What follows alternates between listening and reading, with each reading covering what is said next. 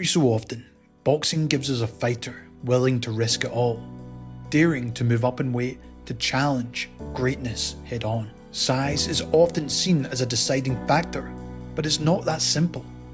Skill, heart, and strategy can be just as important. And throughout history, countless of champions have dared to test themselves in this way, but sometimes that challenge proves to be a step too far, especially when the opponent is a future all-time great. But on September 13th, this is what we will get. Two multi-division champions putting everything on the line as Canelo Alvarez faces Terence "Bud" Crawford to prove who is the greatest of this generation. Let's go, Bud. So with that said, in today's tactical overview, I'm going to take a look at both men and what tactics they may employ going into this, and what will earn them victory in the biggest fight of the year and possibly the decade. With all that said, let's get right into it. I respect everybody, but if you fuck with me, so it's gonna be different. But you find out September 13th, this is gonna be different for you. So when I beat you, is you gonna be a nobody? When I stuff a mud hole in your ass, is you gonna be a nobody? You gonna be just like everybody else. Watch. Opportunity to do Get it up the gear. Here it is. Kovalev's hurt. Kovalev's down. Kovalev's out. It's over.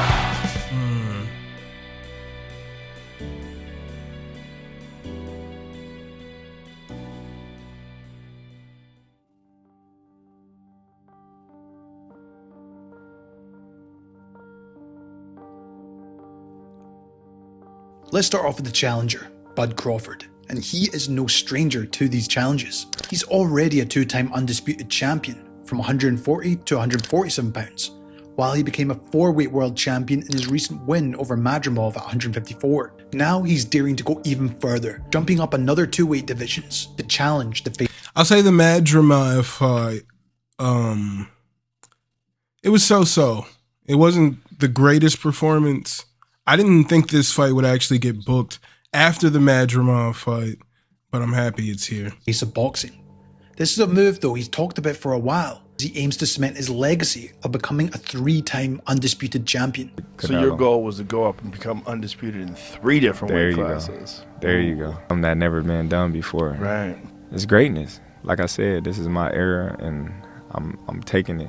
What would they say though? Three-time undisputed champion and the smaller fighter that went up 3 weight divisions to conquer one of the baddest mans besides himself that's been doing it for probably longer than me. I just believe in my abilities, you know. Canelo's not a big guy. You know, he's 5'8". He's big, like muscular-wise, but far as like height, no. But with that ambition comes with major questions, with the most obvious being the size factor. Canelo has been operating comfortably between 168 and 175 pounds since 2019 and has adapted to carrying that weight against the very best, considering he started at 147 at the beginning of his career. Yeah, what is this weight class? Not only is this a big money fight, but it's against arguably the toughest man there. And since his win over Madrimov, Crawford has been steadily adding in the weight behind the scenes to prepare. Still, there's no guarantee how his body will react come fight night. The extra size could actually help him absorb shots a lot better and add more power to his punches, or it could simply drain him as the rounds go on. Despite those questions, what Bud Crawford brings to the table is elite technical skill and arguably the best ring IQ in the sport, which may help him neutralize the size difference. So with these key points addressed, let's look at the key elements that could be essential for his success.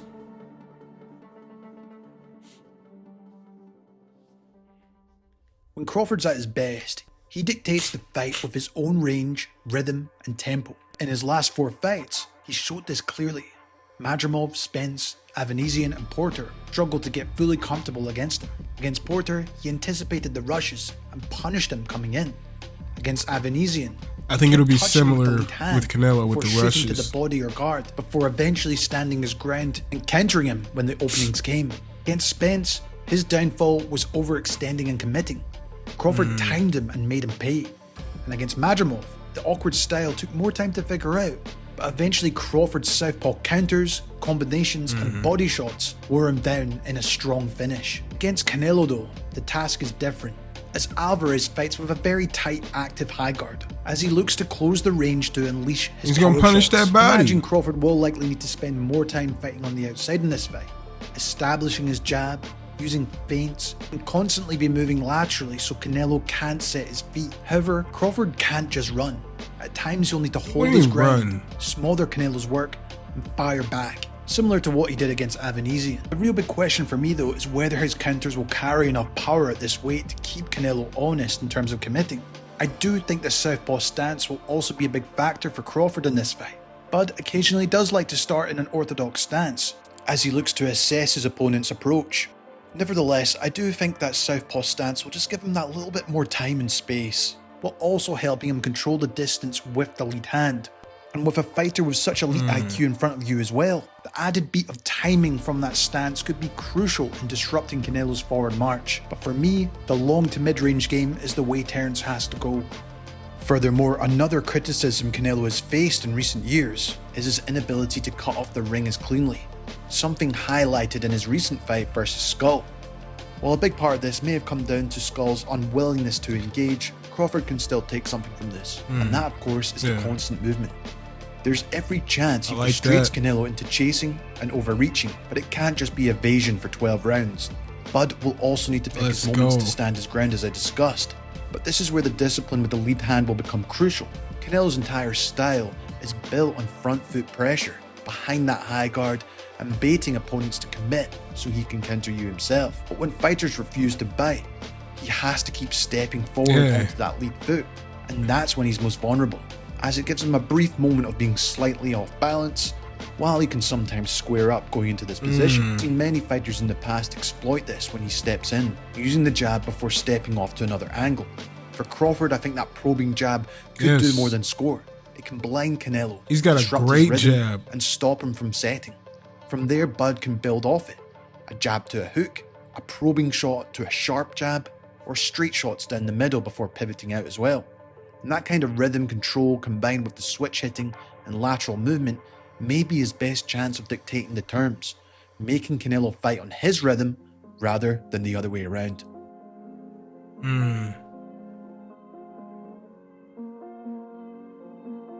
Now, Crawford's biggest weapon is his counterpunching. He's a master at tempting opponents by giving different looks, lowering the lead hand, and showing the high guard, or taking those subtle half steps back before firing hooks or that southpaw uppercut. Canelo tries to jab his way in with the double jab before throwing the right hand. It could just give Bud that momentary chance to counter, especially if he makes Canelo overextend. These moral victories need to stop. Dude, he's not as good as you guys try to say.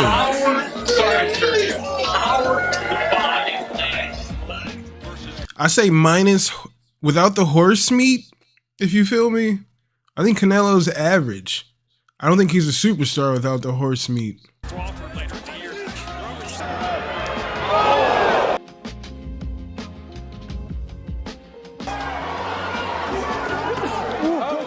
We've obviously seen in the past Canelo is vulnerable to southpaw backhands, and one such opportunity is when he throws that left hook. But he needs to time it right. Saunders was able to catch him clean with a double left hand, as Alvarez overcommitted downstairs, and I do think Crawford has the timing to exploit that in similar moments. See how he just walks through those clean to the body, clean to the jaw. He just comes forward like nothing happened. That's what Bebo is doing right now. Fight someone he wants, often stepping back and always staying in control, not giving up control. Oh, double hooks in there. Yeah, he's frustrated. Yes. Bud should win this fight, man. What are the odds? I might have to go down to the casino. Nice counter left. Front rider. However, the safest bet will be using his feet, taking that step back at the right moment and making Canelo fall short, especially with his jab or right hand. I do think a big part will come down to the timing of Crawford anticipating these shots, as Canelo isn't reckless. He stays in that high guard and doesn't really telegraph his shots, while he also probes, feints and hides the power behind that high guard, punishing any mistakes yourself. If Crawford gets a bit overeager looking to counter, he could also walk into something big himself. As I said in the last section, it's about controlling the range, and if he can somehow manage to frustrate Canelo into overcommitting, these are going to be the perfect opportunities for him to counter.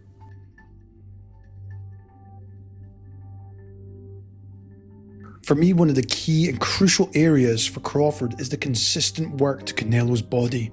And this, in my opinion, is an area fighters have not exploited over the years against him. One thing I've noticed about Alvarez, in some fights, he does start slow, looking to study and see what his opponent does, easing into his own rhythm before applying that steady pressure. And for me, that could be a window where Crawford chips away downstairs with the body jab. No, but what you see is the patience. He's got a great jab. Or the backhand behind it. And Crawford, for me, has one of the best jabs in boxing, and mixing it to the body and the guard will be important. The likes of Mayweather and Bivol had great success jabbing at the guard and the body, never letting Canelo settle into his rhythm. And Crawford, in my opinion, has the same ability, but potentially greater chances of landing it due to his southpaw stance. We already seen Floyd handle this nigga. Using body shots against Madrimov. Whenever Crawford's they were up close inside the pocket, Crawford would try to go for a hook to the body. Usually a left hook by a right, before coming upstairs with a follow-up right hand or uppercut. Oh. Nice left hand to the body from Crawford. Ooh. Body shot there from Crawford. That body shot again from Crawford. Crawford reacting to those shots, doing a little... Yeah. Doesn't need to be thrown anything silly, Madrimov. Keep throwing that right. Good work, two uppercuts. These consistent body attacks so from fast, Crawford actually made him prioritise protecting the body, which in turn created those opportunities for Crawford to land up top. And a similar pattern could trouble Canelo, who comes in with that high guard, particularly uppercuts if Canelo stands there for too long. Even John Ryder was able to get this off at times. Ryder thus far in his moment 12 shot by Ryder. The danger for Crawford though is overcommitting early. He himself is not the type to come out reckless either, but he will need to find a balance between his jab to the body and committing with his hooks to disrupt Canelo's rhythm up close. I think for me it's about avoiding the temptation of trading too heavily early in the pocket before he's fully settled. But if he can consistently touch Canelo's body and make him hesitant with the tight guard, it may create the openings he needs later on in the fight, especially as Canelo starts to tire in the later rounds. Good work. That body shot again from Crawford.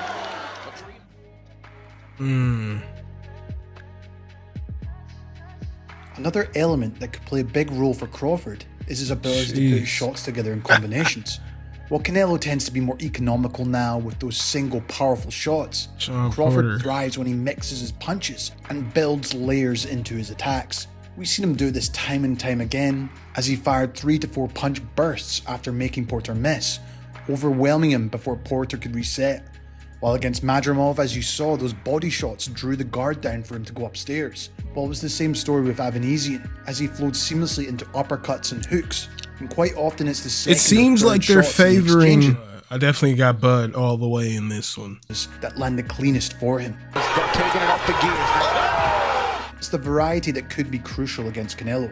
A single jab or a counter might not be enough to dissuade him, but combinations, especially targeting the body and finishing up top, can break through that tight guard. And I feel Crawford's ability to throw within his rhythm, change the speed, and angle off could actually stop Canelo from simply marching forward behind that high guard.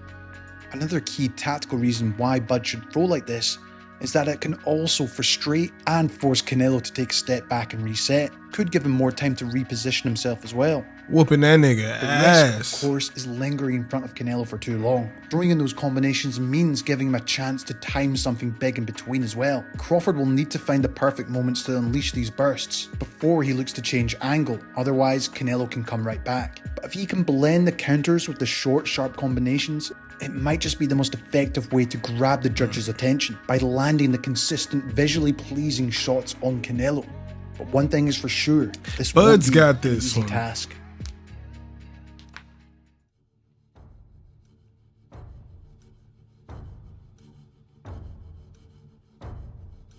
Or do you see anybody from 147 to 154 beating Terence Crawford? I don't think so.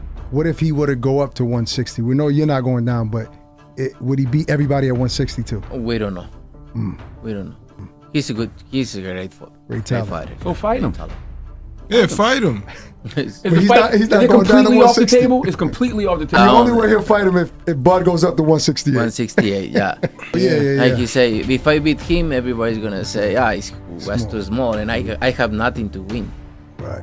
So if Bud comes up to 168, you'd consider it. Yeah, why not? You'd do it. Yeah, 168. 168. Okay, that's the way. Let's try to convince Let's him. go to 168. Do you feel? Although facing someone like Terence Crawford may have been downplayed initially, Alvarez must respect the challenge in front of him.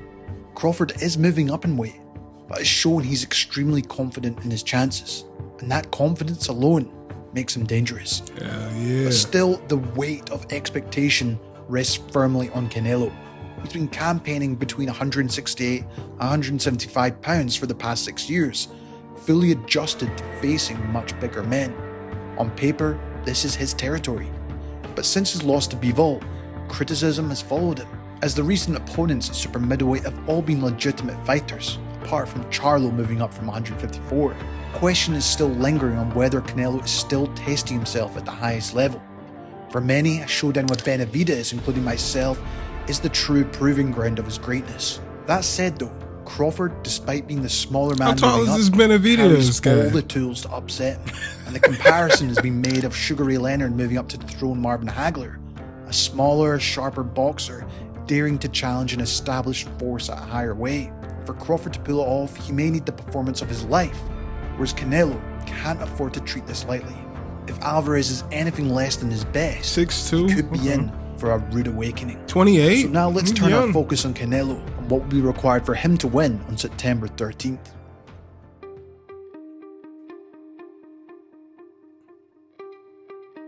Canelo, despite his criticism in his last fight versus Skull, still remains one of the sport's most effective pressure fighters, and he's shown to be at his best when cutting off the ring, closing the distance, and breaking his opponents down with those single power shots, especially once he gets his opponents backed up and standing their ground. Against Crawford, I expect Alvarez will almost certainly look to impose himself Circle as the out of aggressor, there. and the plan will be to push Bud towards the ropes and corners, where Canelo can let off those power shots while forcing Crawford to go on the defensive or potentially open up to try and counter him. Getting there though, he'll have to mix up the target location to keep Crawford constantly guessing. Against both Ryder and Charlo, Alvarez did a brilliant job in terms of setting up the backhand, continually mixing up the target to the body, arm and head, either behind a step-in with the jab or the double jab. Even against Madrimov at 154 pounds, Crawford was backed up continuously, while he showed lapses of concentration, where he would stand his ground only to get caught out by big right hands, the go-to punch against the southpaw. Nevertheless, Crawford is a far more elusive and adaptable opponent than all of Canelo's recent challengers. He won't just sit in the ropes, he'll look to pivot and angle out, touch continuously with that lead hand, set up body shots, or counter as Canelo steps in, or looks to attack. That means Alvarez can't afford to smother his own work or rush forward recklessly. Not to mention, Crawford's very good in the inside positions as he looks to tie you up. With that being the case, he may need to apply more patient, educated pressure. Subtle steps to cut off the ring behind that high guard, not only to get him into a closer position, but to draw out attacks himself. But unlike the fight with Ryder or even Charlo, I think a lot more feints are going to be required, similar to what he did against Billy Joe Saunders, as simply bulldozing forward is just not the way to go in this fight in my opinion. But I think this combination of cutting off the ring with the pressure, the high guard, alongside That's how the he feints fight, though. will add to the mental fatigue for Crawford in terms of his next move. While I do think Alvarez, once he closes the range on the inside, he may have to show his strength himself, looking to control Crawford with his lead hand before throwing the right hand. That's illegal. While trying to prevent Bud from escaping himself. That's illegal. And the fact Crawford has never been at this weight, it might be about making him overwork in those early rounds, forcing him to slow down his... In MMA, you can kind of like range, put the hands out to range, it's got to be a fist, closed fist. Boxing, that shit's illegal. I didn't know that until, I forget which MMA fighter was boxing, but they were doing that hand shit, and the ref was like, hey, none of that. What Canelo is doing in there is a dirty tactic in boxing. As the fight goes on. While another factor around this is early in fights, Crawford has lapses in concentration. Furthermore, he's still trying to figure out your movements and your game plan as you come forward. Like that, keeping Abination in that bait. It's going to be Right hand, right on the button from Abination. For me though, Canelo's aggression and pressure is far more about applying mental fatigue rather than physical. Continually coming forward and being in your face is either going to put you in the defensive or force you to exchange at some point, which is going to give Canelo opportunities to land no matter what. So if Canelo can consistently pin Crawford in tight spaces and invest in the body early, he may just be able to slow Bud down himself and take away his biggest advantage of being able to control the range from distance. Nevertheless, Canelo can fade in the later rounds himself if forced to fight at that high pace, so he will need to manage this pressure.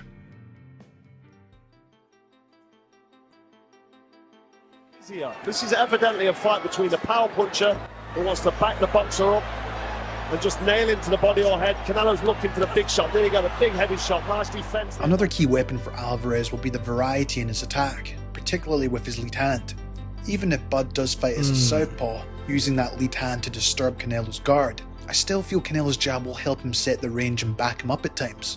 In both the Ryder and Charlo fights, he used it frequently to set up the right hand, and that rhythm could be crucial again here at times, especially when he's able to cut off the ring and put him in positions where he can back him up further. And see how he's keeping that hand out there? That's illegal. While he presses forward. It creates panic because opponents know the hard right hand usually follows behind. But the issue is, they don't know where it's going to land. Canelo does a brilliant job mixing up the target location. Down the middle, around the guard, or to the body. Not come through, 0-3. Challenges. His mouth and nose are bleeding. That unpredictability makes it difficult for opponents to settle on a consistent defensive response. Should they step back, slip, block, look to counter?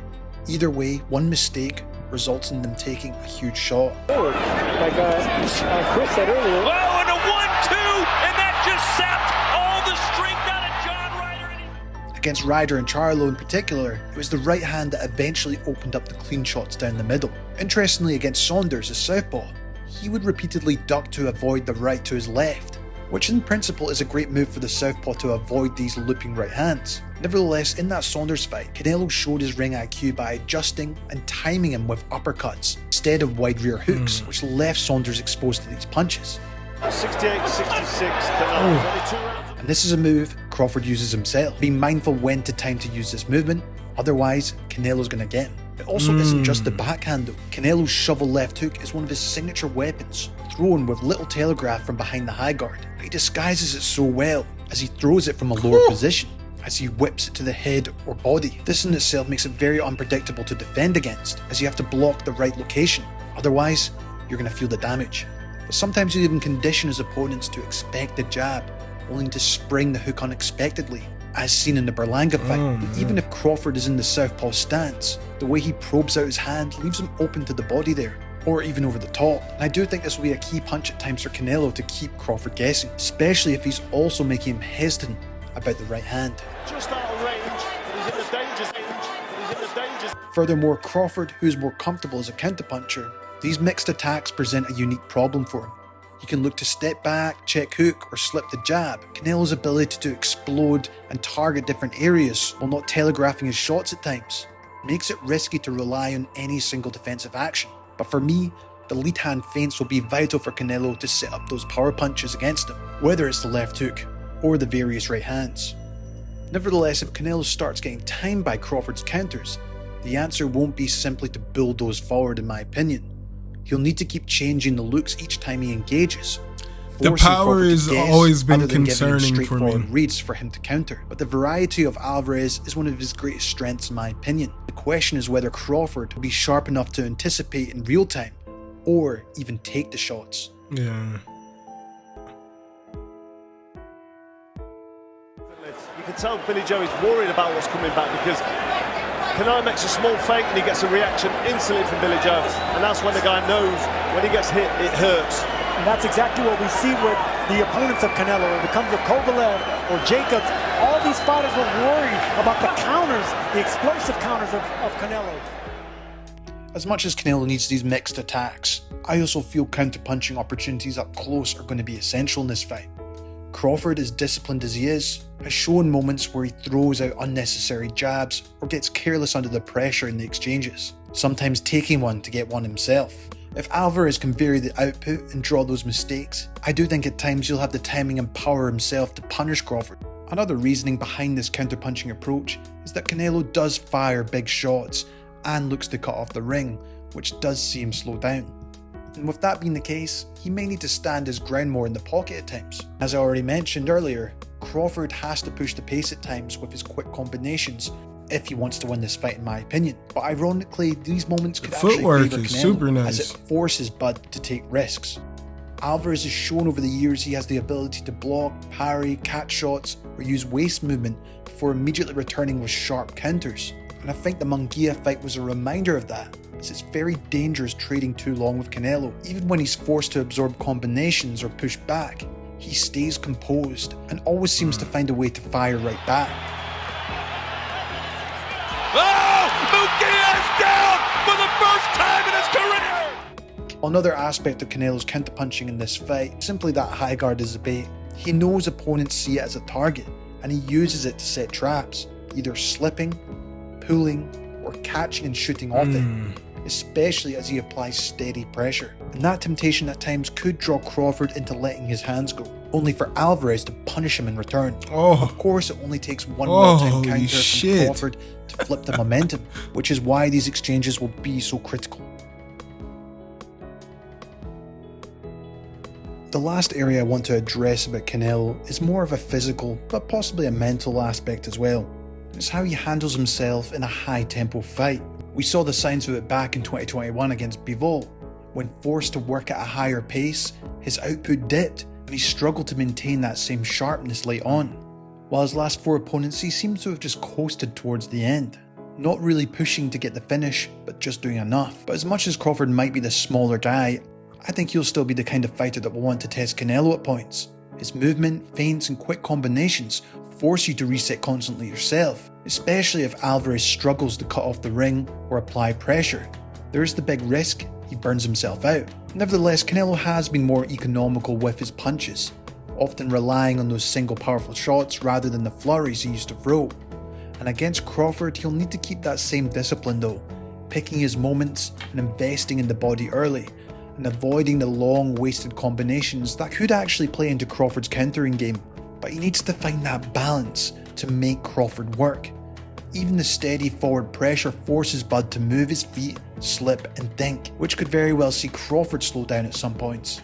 If Alvarez can steadily build on that pressure while managing his own output, he could just force Crawford into positions we've never seen him in before. But to do so, he must pace himself in the correct way, as he simply can't afford Crawford to own the rhythm of this fight.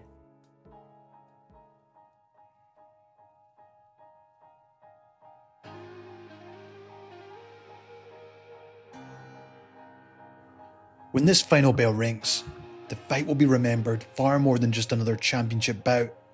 For Canelo Alvarez, it's about cementing his place as the defining figure of this generation. A man who stood tall no matter who crossed the ropes, while carrying Mexican boxing on his shoulders. For Terence "Bud" Crawford, it's about daring to climb one more mountain. He's already undisputed in 2 weights, already regarded as one of the most complete fighters of the modern era. But September 13th is his chance to silence every doubt, to prove that skill, intelligence, and heart can conquer even the biggest disadvantages. History tells us these nights define legacies. For every Leonard who toppled Hagler, there's a Brook who fell to Golovkin. Daring to be great is not always the easiest thing, and it doesn't always pay off. So the questions become, will this be remembered as a night Crawford etched his name alongside those who defied the odds? Or the night Canelo reminded the world that greatness isn't borrowed? The weight divisions are there for a reason. But no matter what happens on September 13th, this is arguably this generation's two finest, and it's a rare feat to see two multi-weight champions collide like this. The winner will not only take the crown, but will have a mark in the sport that will outlast any belt, record, or era. This has been Jamie from Boxing Life. Love to hear your thoughts on the fight. Do you think Crawford has what it takes to move up to 168 and beat Canelo Alvarez? Or will this jump up be too much? And will Canelo prove? Shout out to Jimmy from Boxing Life. He's got your boy hype for this event. So next weekend or whenever you're seeing this, we have Canelo Crawford. I'm hyped. I'm definitely team Bud, but Canelo's dangerous, man. Canelo should probably be the favorite in this fight with the power, and he's just should be the much bigger fighter in there. But when I hear Bud talk, it reminds me of when Holyfield moved up to heavyweight, because he's like, if a little guy like Mike Tyson can become the heavyweight champ, then there's no reason that I can't do it. And he went and did that. So that's how I feel about this. And I hope that Bud Crawford has another moment similar. I don't want him to get his ear bitten off, but I want him to have that comeuppance. I want him to, he sees Canelo as not as big of a threat for him. And I hope he gets it done, ladies and gentlemen. Thank you guys for being here. I'll see you next time.